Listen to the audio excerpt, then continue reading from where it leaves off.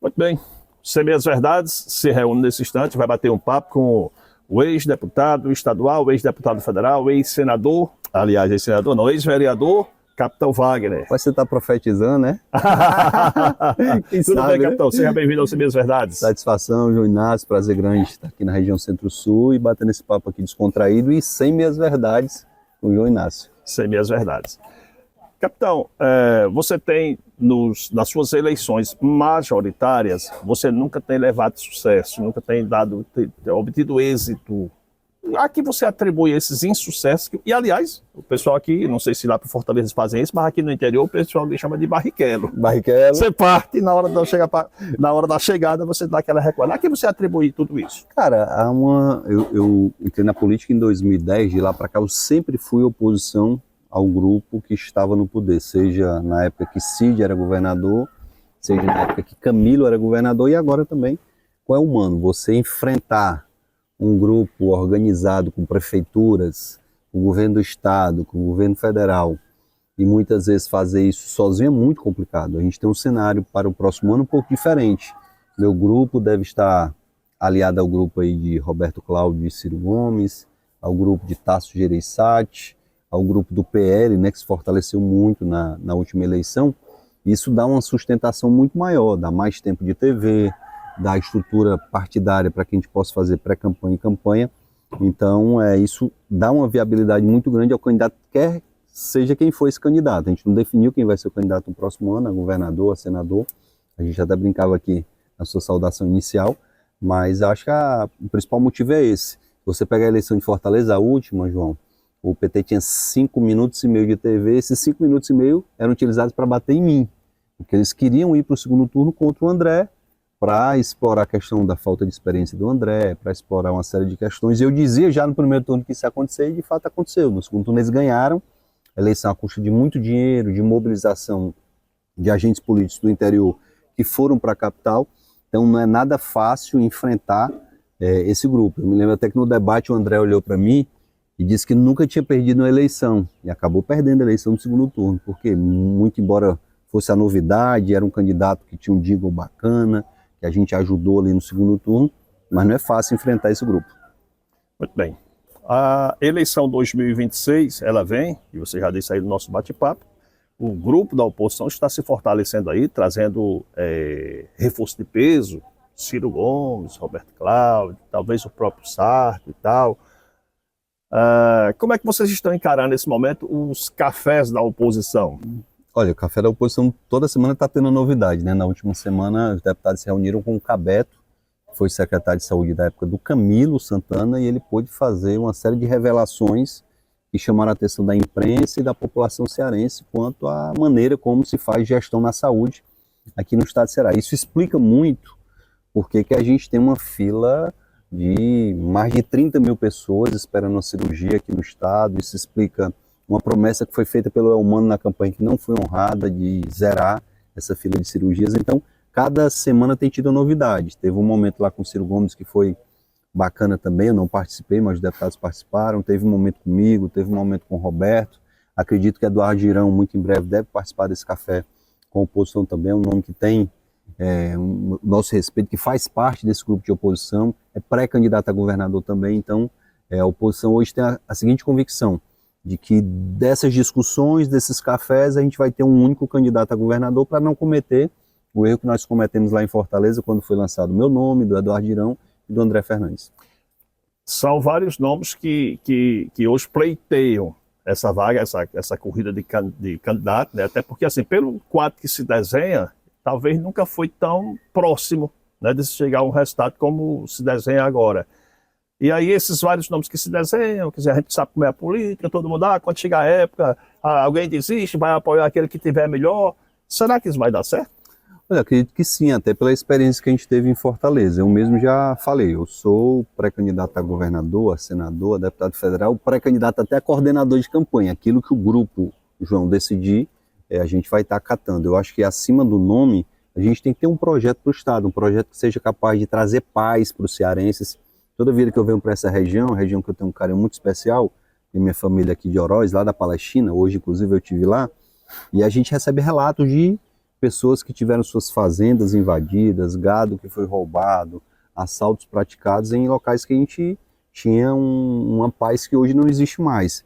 Eu me lembro que a gente ia para a Palestina e dormia com a janela aberta, com a cadeira na calçada, com a bicicleta na rua, coisa que não acontece mais. Então, acima de tudo, o projeto que tem que ser apresentado pela oposição tem que ser um projeto convincente, que seja capaz de reduzir a violência, de gerar mais emprego e renda, de trazer um emprego para o interior, para a gente acabar com esse êxodo rural. As pessoas saem do interior em busca de uma oportunidade nas grandes cidades, e aí que surgem as favelas, os grandes conglomerados de pessoas que não têm saneamento básico, não têm creche, não têm posto de saúde. Então esse é o grande problema hoje do estado de Ceará, a gente garantir oportunidades para quem quer trabalhar, facilitar a vida do empreendedor, gerar emprego e renda. Com isso eu tenho plena convicção, mostrar o projeto, o líder desse projeto sendo alguém que tem a capacidade de transmitir essa empatia, de trazer o apoio popular, a gente vai ter uma vitória surpreendente na eleição do próximo ano. Capitão, são 2 vagas para Senado. Uma das vagas, eu creio que já está batida, que é do Alcides Fernandes, o antigo pastor. Diz que ele não quer mais ser chamado de pastor Alcides, até porque ele parou de ser pastor, né, e está militando aí na vida política. Uma deve ser do Alcides Fernandes, porque é bancado pelo seu filho, André Fernandes, que é o detentor dos votos.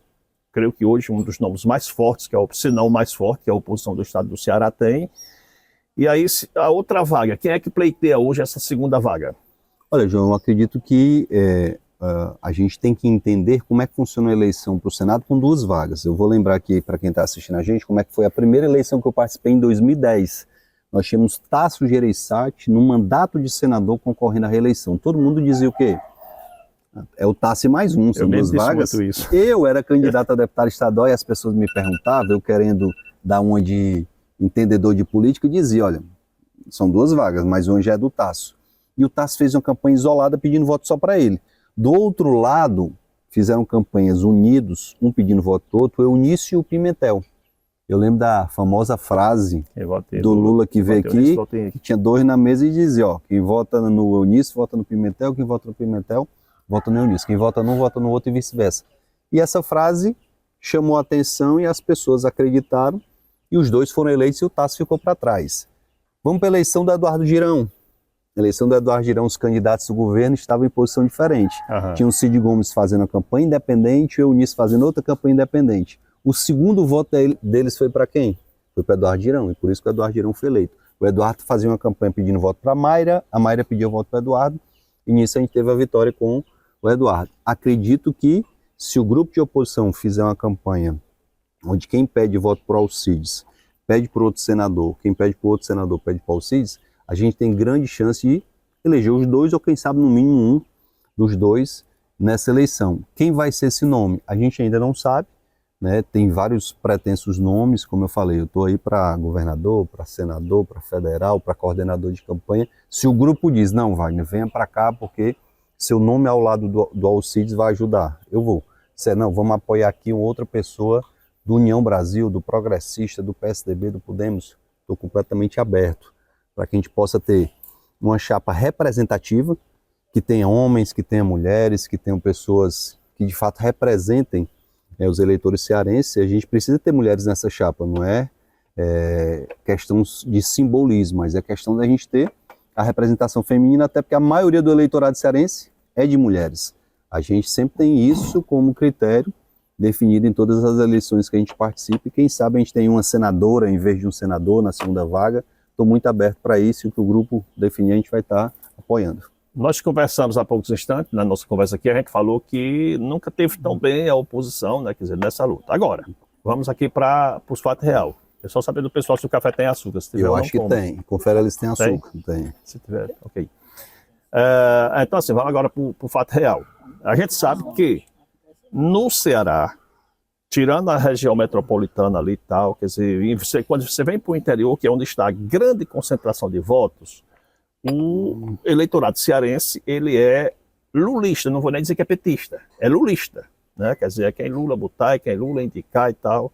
Quer dizer, como é que vocês vão encarar essa situação? Principalmente quando você juntar Ciro, que a gente sabe que vai ser resgatado, aquela questão quando Ciro dizia que Bolsonaro era ladrão de gasolina lá no Congresso Nacional e tal, aquela coisa toda. Como é que vocês estão se preparando para esse embate? João, só tem uma pequena divergência na sua opinião. Eu acho que o eleitorado do interior era lulista. As pesquisas apontam que há um decréscimo na aprovação do governo Lula, que há uma desaprovação e também um sentimento de que o cidadão do interior foi enganado. Eu lembro como se fosse ontem, quando em 2022 o Lula foi para a TV prometer picanha e cerveja para todo mundo. E não está entregando nem ovo, porque a bandeja de ovo está nos olhos da cara. Prometeu picanha e cerveja, isso aqui para muitas pessoas é um grande privilégio, tomar um cafezinho. Ostentando, né? Isso aqui é ostentação, tomar café hoje, café a R$ 20 o pacote, não é brincadeira. Então, isso está sendo sentido nas conversas que a gente tem tido com a população no interior, muitas delas se declarando ex-petistas ou ex-lulistas. Muitos que fizeram L estão arrependidos de terem feito esse L e, por conta disso, acredito que o grande fiel da balança não será o Lula. O Lula foi o fiel da balança na última eleição, elegeu na Bahia uma pessoa completamente desqualificada como governador. O Jerônimo consegue ser pior do que o Elmano, né? E elegeu aqui o Elmano, que tinha sido 4º colocado na eleição para prefeito de Caucaia. Então, a força do Lula naquela época realmente foi decisiva, coisa que eu acho que agora não vai ser. Ok. E hoje, quem seria o nome? Eu sei que vocês estão conversando, você não vai entregar isso aqui para mim, eu vou perguntar não ofende. Se fosse hoje, pá, vamos decidir, quem seria esse nome para ir para o embate? Para o governo do Estado? Para o governo do Estado. Olha, eu acho que o União tem nomes qualificadíssimos, né? Tem meu nome, tem o nome do Moses Rodrigues, já colocou o nome à disposição. Temos o Roberto Cláudio, que está para definir aí o partido que ele vai, pode vir para o União, pode ir para o PP, pode ir para o PL, eu não sei para onde ele vai.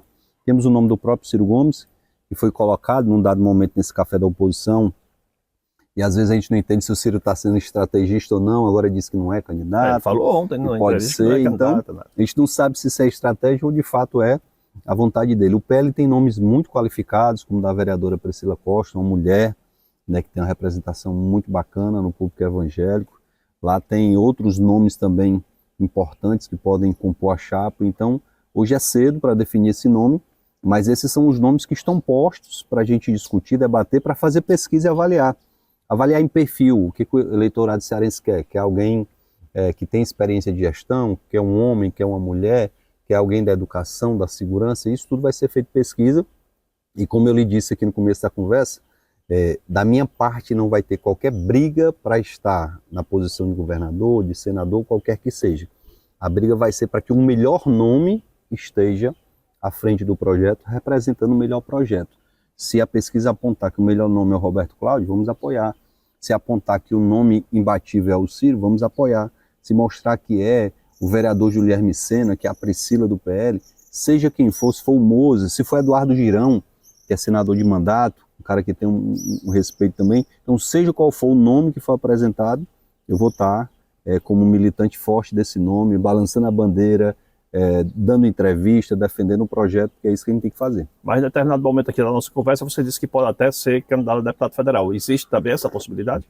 Sim, se não há espaço na chapa majoritária, eu estou há 3 anos sem mandato, 2 anos e meio para ser mais exato, vou para o 4º ano sem mandato, e o mandato é importante para a figura política, está na discussão do cenário, está em Brasília ocupando espaço e ajudando o estado de Ceará. Eu, quando estive em Brasília, João Inácio, eu tive a alegria de aprovar, de escrever o projeto que, na minha concepção, foi o mais importante para a segurança pública do país. Quando a gente aprovou um projeto que eu escrevi que permite tomar os bens dos traficantes, leiloar esses bens em 90 dias e pegar o dinheiro e entregar para as forças de segurança, justamente para combater o tráfico de drogas. A gente teve aqui aquele helicóptero que foi utilizado para matar o GG do Mangue, que foi transferido para o acervo da CIOPAE. Hoje, um helicóptero que foi usado para um crime, hoje é usado para combater o crime, porque eu escrevi essa lei e ela foi aprovada. Então, estar no mandato, seja o mandato de senador, de federal, de governador, de vice, seja qual for, é importante para a figura política que almeja um dia estar num cargo mais elevado. Eu digo muito, o sonho de qualquer político é ser governador do seu estado. E esse sonho eu não perdi, mas, repito, o momento quem vai decidir são 2 instituições. A população é mais importante que a Deus. Para a gente encerrar, capitão, algo muito preocupante, mas é real, a gente não pode esconder essa realidade, é a interferência, a entrada do crime organizado na política. Está muito claro. Os caras fazem hoje prefeitos, vereadores, uma grande quantidade. Segundo alguns relatos, tal, até certos deputados, os caras conseguem uma influência e tal. Como é que vai se conseguir, o que é que se tem hoje, o que se diria, para Capitão Wagner, que já é experiente por ser militar, se por acaso fosse candidato e chegar, como é que você iria trabalhar, qual é a fórmula para se coibir, para fazer com que essa galera perca esse espaço que eles estão conquistando e conquistando a galope, diga-se de passagem?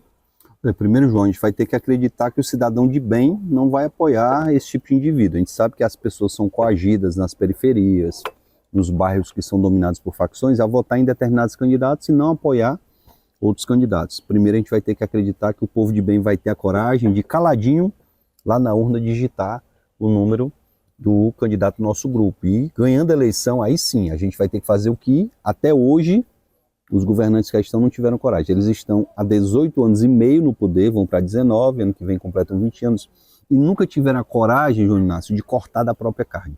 Me diga, se eu fosse governador, se eu já não teria mandado prender o prefeito que comprovadamente tem envolvimento com facção, que comprou votos para se tornar prefeito de Choró, Bebeto de Choró. A Polícia Federal já comprovou, já tem mandado de prisão para ele ser preso. Quantas operações as forças de segurança do Estado de Ceará fizeram para prender Bebeto de Choró? Nenhuma. Bebeto anda em Choró, anda em Juazeiro, anda em Fortaleza, anda em Canidé, livremente, e o governo sabe disso. O governo, quando quer prender alguém, o governo tem as ferramentas para prender tranquilamente. Então, temos que ter um governador com coragem e pulso firme para cortar da própria carne. Do PSB, partido do Cid Gomes, temos o Bebeto de Choró, temos o Braguinha lá de Santa Quitéria, que mandou deixar um carro para o chefe da facção no Rio de Janeiro, para a facção apoiá-lo na sua eleição para prefeito. Não assumiu o mandato, está com a tornozeleira eletrônica, mas era para estar atrás das grades. Quem faz acordo desse tipo com facção não pode estar sequer em liberdade. Na hora que isso acontecer, outros políticos vão pensar 2 ou 3 vezes antes de se envolver e fazer acordo com grupos criminosos, com facções, que é o que acontece, infelizmente, hoje na capital, no interior e em muitos outros locais. Muito bem. Obrigado pelo nosso bate-papo. Se tiver algo que queira acrescentar, que a gente deixou de perguntar aqui, fique à vontade. Só lhe agradecer, parabenizar pelo podcast, está fazendo um grande sucesso não só aqui na região Centro-Sul, mas em todo canto. Então, desejar boa sorte, que a gente possa voltar em outras oportunidades para falar de coisas boas aqui para a região Centro-Sul e também para o estado de Ceará. A gente tem aqui um lema no nosso podcast, no nosso canal do CB As Verdades. A gente tem um programa diário que chama-se Baião de Dois, dentro e a gente diz que aqui no Baião, aqui no CB As Verdades, a gente fala de todo mundo e todo mundo fala aqui. Coisa boa. Bem diferenciado. Show de bola. Obrigado, meu irmão. Parabéns. Obrigado.